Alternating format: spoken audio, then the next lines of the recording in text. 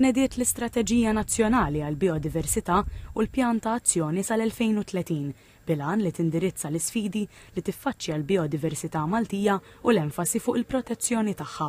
F'konferenza tal-aħbarijiet, il-Ministru għall-Ambjent, l-Enerġija u r-Riġenerazzjoni tal-Port il-Kbir, Miriam Dalli, qalet li parti mill-istrateġija waslet biex xropp laġin żdiedet maż-żoni ta' konservazzjoni biex il-persentaġġ ta' art li hija protetta ikompli jikber.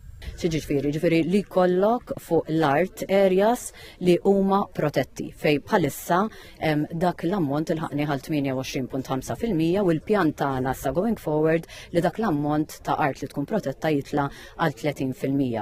Per eżempju, riċentament ħadna d-deċiżjoni li propju għawek xropp laġin, għandek l-erja ta' Ħondoq ir-Rummin, għandek żona fin-Nadur u żewġ gżejjer żgħar qrib il-qala li daħlu taħt dawk li aħna nsejħu special areas of conservation, żoni speċjali ta' konservazzjoni u allura għandhom element qawwi ta' protezzjoni.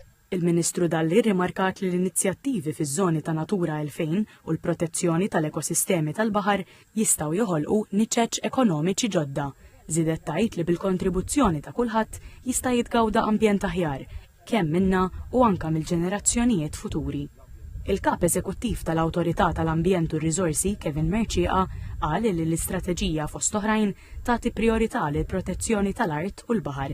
Qal li permezz tagħha se jkun hemm miżuri immirati b'mod speċifiku fosthom sabiex jiġu eliminati speċi aljeni invażivi li fissirhom bħala perikolużi u ta' detriment għall-ispeċi indiġeni Maltin.